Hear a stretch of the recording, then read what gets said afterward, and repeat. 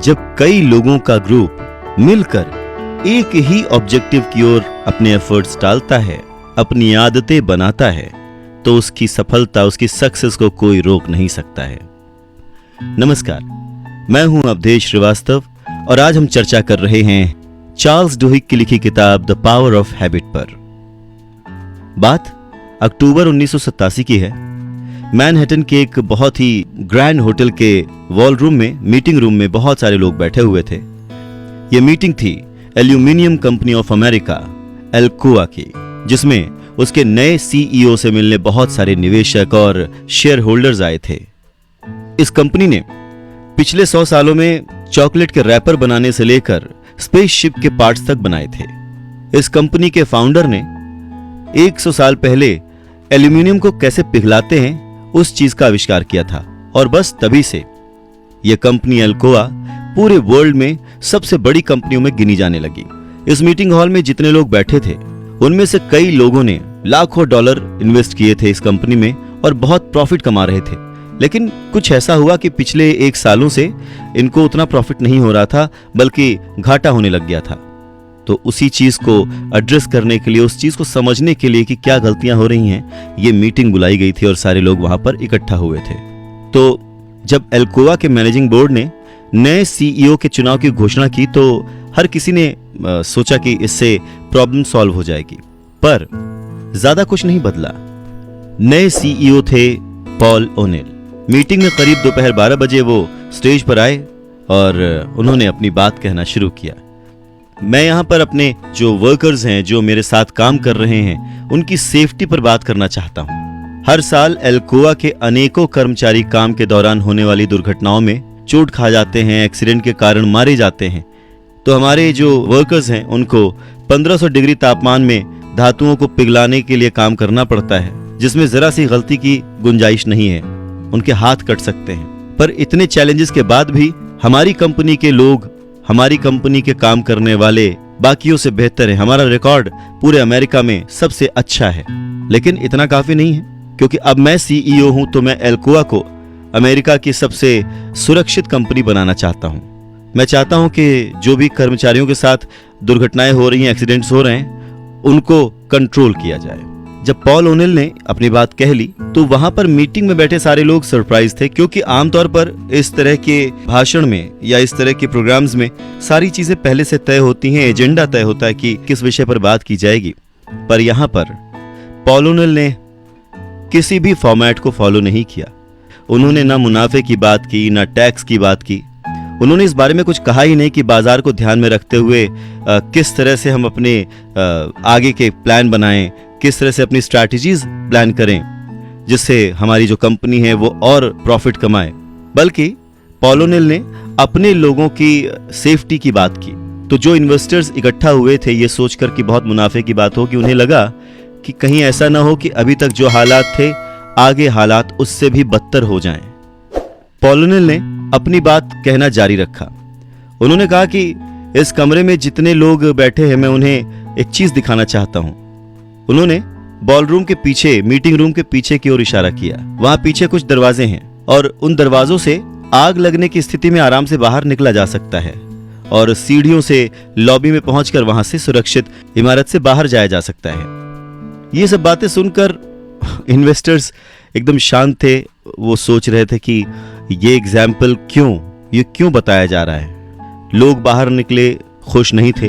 उन्होंने अपने शेयर्स बेचने की शुरुआत कर दी। उन्होंने अपने साथ काम करने वालों को कहा कि इस कंपनी का कुछ नहीं होने वाला, ये और बुरी हालत में होने वाली है। इट्स बेटर कि आप अभी से अपने जो शेयर हैं उन्हें बेचकर कम से कम अपने जो मूलधन है, जो पैसा है वो बचा सके। पर जिन लोगों ने शेयर बेच दिए उन्होंने देखा कि ठीक 1 साल बाद एल्कोआ कंपनी ने बहुत ज्यादा रिकॉर्ड मुनाफा कमाया। और जब पॉल ओनेल रिटायर हुए उस वक्त तक कंपनी का मुनाफा 5 गुना तक ज्यादा बढ़ चुका था। और ये सब हुआ सिर्फ ओनेल की उस नीति के कारण जिसमें उनकी कंपनी एल्कोआ दुनिया की सबसे सुरक्षित कंपनियों में से एक थी। तो पॉल ओनेल ने बदलाव करने के लिए सबसे पहले जो बेसिक रिक्वायरमेंट है, जो मूलभूत जरूरतें हैं, उनको ठीक करने की ठानी। उन्होंने कहा कि हर कोई चाहता है कि उनका काम ऐसा हो जहां पर कोई खतरा ना हो और वो पूरी तरह से सुरक्षित हो। आदर्श स्थिति ये होती है कि कोई कर्मचारी काम पर आते समय जितनी अच्छी हालत में आ रहा हो, काम खत्म करके जब वो वापस अपने घर जाए तो भी वो सुरक्षित हो और उसी अच्छी हालत में हो। लोगों के दिमाग में ये थॉट नहीं होना चाहिए कि यहाँ उनकी जान को खतरा है। अगर उन्हें ऐसा लगता है कि उनकी जान को खतरा है तो उनका काम में मन नहीं लगेगा। उन्हें ऐसा नहीं लगना चाहिए कि अपने परिवार का पेट भरने के लिए वो रोज अपनी जिंदगी को दांव पर लगाते हैं। इसीलिए पॉल ओनेल ने अपना ध्यान कर्मचारी सुरक्षा पर केंद्रित करने का निर्णय लिया और उनकी सूची में पहली प्राथमिकता भी यही थी कि लोगों की सुरक्षा संबंधी जो आदतें हैं उन्हें बदला जाए। पॉल ओनेल के इस प्रस्ताव में एक खास बात यह थी कि जब सर्वे किया गया, लोगों से पूछा गया कि जो ये नए सीईओ ने फरमान जारी किया है वो इससे कितने सहमत हैं, तो एक भी कर्मचारी सामने नहीं आया। यह ऐसा विषय था कि कोई भी इसके बारे में ये नहीं कहना चाहता था कि यह गलत है, क्योंकि ये उनकी सुरक्षा का सवाल था। कई सालों से जो कर्मचारी यूनियन सुरक्षा के कड़े नियमों के लिए लड़ाई लड़ रही थी, जो मैनेजर्स थे जो ये प्रॉब्लम झेल रहे थे, उन सब ने सिर्फ यही कहा कि हाँ, ये अच्छा प्रस्ताव है। जो इन्वेस्टर्स थे उन्हें शुरुआत में ये बात समझ में ही नहीं आई। अधिकतर लोग ये समझ ही नहीं पाए कि पॉल ओनेल की शून्य दुर्घटना योजना दरअसल एल्कोआ के अब तक के इतिहास में कंपनी के पुनर्निर्माण की सबसे बड़ी योजना थी। पॉल ओनेल की कर्मचारी सुरक्षा योजना आदत के फंदे को ध्यान में रखकर बनाई गई थी। उन्होंने एक सरल इशारा चुना था, कर्मचारियों के साथ होने वाली दुर्घटना, यानी क्या कारण है। फिर उन्होंने एक ऑटोमेटिक रूटीन स्टैब्लिश किया। दुर्घटना की स्थिति में उस यूनिट के प्रमुख की यह जिम्मेदारी थी कि वो 24 घंटों के अंदर ही पॉल ओनेल को घटना की जानकारी दे और साथ ही ऐसी योजना भी बनाए जिससे कि दोबारा ऐसी दुर्घटना, ऐसा एक्सीडेंट ना हो। और जब कोई ऐसा करता था तो उसका एक इनाम भी था, और ये इनाम था प्रमोशन, उनकी सैलरी इंक्रीज करना। इस प्रोसेस सेटअप से यूनिट के जितने भी हेड्स थे वो हमेशा बिजी रहते थे अपने काम में। वो हमेशा ध्यान रखते थे कि कोई भी ऐसा मौका आए जिसमें पॉल ओनेल को बताया जा सके कि देखिए दुर्घटना हो सकती है। इससे क्या हुआ, काम बहुत अच्छा होने लग गया, क्योंकि हर एक इनाम के लालच में अपने काम पर ज्यादा ध्यान देने लग गया, काम सही ढंग से करने लग गया और कंपनी ने दिन दूनी रात चौगनी तरक्की की। साथ ही साथ पॉल ओनेल ने एक नई बात शुरू की। उन्होंने कंपनी में काम करने वाले हर वर्कर को यह अलाउ किया कि वो भी कंपनी के बेटरमेंट के लिए सलाह दे सकता है, और अगर किसी की सलाह, किसी का सुझाव कंपनी के ग्रोथ में काम आता है तो उसे इनाम दिया जाता था। तो इस तरह से पॉल ओनेल ने लोगों को नई आदतें डाली, जिसकी वजह से उनकी कंपनी, जिस पर निवेशकों ने, इन्वेस्टर्स ने भरोसा नहीं दिखाया था, 5 गुना ज्यादा कीमती हो गई थी। उसकी वर्थ 5 गुना ज्यादा बढ़ गई थी। और इतनी बड़ी सक्सेस का राज सिर्फ मूल जरूरतों को, मूल आदतों को पहचानने भर से पॉल ओनेल ने अचीव किया था।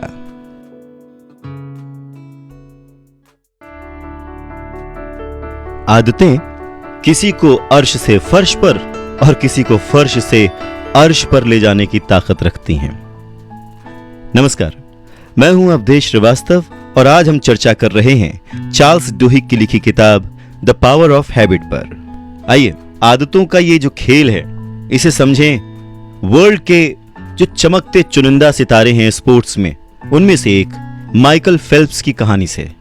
माइकल फेल्प्स बीजिंग के एक ओलंपिक विलेज में रहते थे। 13 अगस्त 2008 को उनका दिन सुबह 6:30 बजे के अलार्म से शुरू हुआ। बिस्तर से उठे, रोज की तरह अपना जो रेगुलर रूटीन वर्क है वो किया, कपड़े पहने और नाश्ता करने के लिए बाहर आ गए। ये उसी हफ्ते की बात है जब उन्होंने 3 गोल्ड मेडल ऑलरेडी जीत लिए थे। अब उनके पास कुल मिला के 9 जो है गोल्ड मेडल हो चुके थे। आज जो रेस होने वाली थी उसमें 2 रेसेस थी, तो वो 7 बजे कैफेटेरिया पहुंच गए। कंपटीशन के दौरान जो उनकी आदत थी उसके हिसाब से उन्होंने नाश्ता किया, ब्रेकफास्ट किया, जिसमें अंडे, ओटमील और कुछ एक एनर्जी ड्रिंक्स थे। सो एक कैलकुलेटेड खाना उन्होंने खाया जिससे उन्हें 6000 कैलोरीज मिल जाए। दिन की पहली जो रेस थी वो 200 मीटर की बटरफ्लाई रेस थी और फेल्प्स इसमें नंबर 1 थे। रेस 10 बजे शुरू होनी थी तो फेल्प्स ने करीब 2 घंटे पहले ही स्ट्रेचिंग करना शुरू कर दिया। कहते हैं कि उनके हाथ पैर इतने लचीले थे कि बेली डांसर्स के भी उतने लचीले हाथ पैर नहीं हो सकते। खैर, ठीक 8:30 बजे वो स्विमिंग पूल में उतर गए और प्रैक्टिस करना शुरू कर दिया, स्ट्रेचिंग करना शुरू कर दिया। सबसे पहले उन्होंने 800 मीटर मिक्स स्टाइल किया, उसके बाद 600 मीटर किकिंग की, 400 मीटर तक बुआई को अपने पैरों से खींचा, फिर 200 मीटर स्ट्रोक्स ड्रिल्स किए और हार्ट रेट बढ़ाने के लिए करीब 25 मीटर स्प्रिंट सीरीज की। इस पूरी एक्सरसाइज में उनको करीब 45 मिनट लगा। ठीक 9:15 बजे वो पूल से बाहर आए और अपना सूट पहनने लगे, जो इतना टाइट था कि इसे पहनने में 20 मिनट का समय लग जाता था। इसके बाद उन्होंने अपना हेडफोन पहना जिसमें वो म्यूजिक सुनते थे, वो म्यूजिक लगाया और इंतजार करने लगे। ये फेल्प्स का रूटीन था हर रेस से पहले, और जीतने की भी आदत उन्होंने ऐसे ही डाल रखी थी। फेल्प्स ने 7 साल की छोटी सी उम्र से ही तैरना शुरू कर दिया था। वो बहुत फुर्तीले थे और उन्हें किसी भी काम में थकान नहीं होती थी। पर ये जो रूटीन था, ये जो आदत थी हर रेस से पहले, फेल्प्स ने इसे बनाया था। क्योंकि शुरुआत में फेल्प्स बहुत ज्यादा डर जाते थे, वो भावुक थे, बहुत ज्यादा एंजाइटी के शिकार हो जाते थे। रेस से पहले वो शांत नहीं रह पाते थे। ऐसे में वहां के एक लोकल कोच बॉब बोमैन ने उन्हें देखा और समझ गए कि ये तो चैंपियन बन सकते हैं अगर इनकी इन आदतों को सुधारा जाए। तो उन्होंने एक बुक खरीद के उनको दी जिसमें अपने ऊपर कैसे कंट्रोल किया जाए, छोटी छोटी जो रिलैक्सेशन एक्सरसाइजेस थी या जो रूटीन बनाने की एक्सरसाइजेस थी वो लिखी हुई थी, जिसे माइकल फेल्प्स की मम्मी उन्हें रोज जोर जोर से पढ़कर सुनाया करती थी। उस किताब में लिखी हर इंस्ट्रक्शन को ठीक से फॉलो करते करते एक वक्त ऐसा आया कि माइकल फेल्प्स सोने से पहले अपने आप को रिलैक्स करके सोते थे और सुबह उठते थे तो वही रूटीन फॉलो करते थे। जो लोकल कोच थे बोमैन, उनको यह भरोसा था कि तैराक की सफलता का रहस्य जो है वो सही रूटीन, यानी एक के बाद एक जो चीजें की जाती हैं अगर वो सही बनाया जाए तो उसमें छुपा होता है। और यही ध्यान में रखकर बोमैन ने फेल्प्स में कुछ ऐसी आदतें डेवलप की जिनकी मदद से वो मेंटली बहुत ही स्ट्रांग बने रह सकें और बाकी सभी दूसरे जो स्विमर्स हैं उनसे अपनी अलग पहचान बना पाएं। इसके लिए बोमैन को फेल्प्स की लाइफ में जो डिफरेंट और भी पहलू थे, उनकी पर्सनल लाइफ थी, उनके मम्मी पापा के बीच जो तलाक चल रहा था, उन सबको कंट्रोल करने की जरूरत नहीं थी। उन्हें केवल फेल्प्स की कुछ चुनिंदा आदतों पर ध्यान देना था। पर इंटरेस्टिंग बात यह थी कि ये वो आदतें थीं जिनका तैरने से कोई संबंध नहीं था, लेकिन जिससे फेल्प्स में करेक्ट मेंटल प्रोग्रेस हो सके। तो उन्होंने कुछ ऐसा रूटीन बनाया जिससे फेल्प्स रेस से पहले शांत होकर अपना ध्यान केंद्रित कर सके, अपना मेडिटेशन कर सकें, शांत रह सकें और जब रेस में उतरें तो जीत कर ही वापस आएं।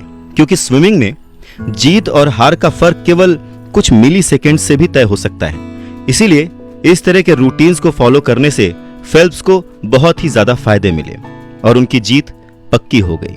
साथ ही माइकल फेल्प्स ने वो रूटीन अपने पूरे करियर में फॉलो किया, अपनी पर्सनल लाइफ में भी फॉलो किया। उन्होंने एक वीडियो टेप बना रखा था जो कि वो सोने से पहले जरूर देखते थे और सो के उठने के बाद जरूर देखते थे, जिससे वो मोटिवेट होते थे, जिसे वो अपने रूटीन में शामिल करते थे। उस वीडियो में जो कुछ भी पिक्चराइज था वो रियल नहीं था। उसमें ऐसे सीन्स थे जिससे फेल्प्स को लगता था कि वो जीत रहे हैं, जिससे जब वो सोते थे तो उन्हें अपने ऊपर भरोसा होता था, जिससे वो अपने सबकॉन्शियस माइंड को ये इंस्ट्रक्शन देते थे कि उन्हें जीतना है, जिससे वो अपने ऊपर भरोसा कर सकते थे। वो वीडियो बेसिकली एक गाइडेड मेडिटेशन था जिसमें माइकल फेल्प्स सोते सोते ही पानी में उतरने से लेकर रेस करने से लेकर रेस जीतने तक का सब कुछ इमेजिन कर पाते थे। और जब प्रैक्टिस सेशन होता था तो जो लोकल कोच बोमैन थे वो फेल्प्स को बस यही कहते थे, अपना वीडियो टेप चलाओ, अपना वीडियो टेप चलाओ, जिससे फेल्प्स हमेशा समझ जाते थे कि अब उन्हें क्या करना है जीतने के लिए। जिसे अगर हम सही शब्दों में कहें तो माइकल फेल्प्स ने जीतने की आदत को डेवलप कर लिया था।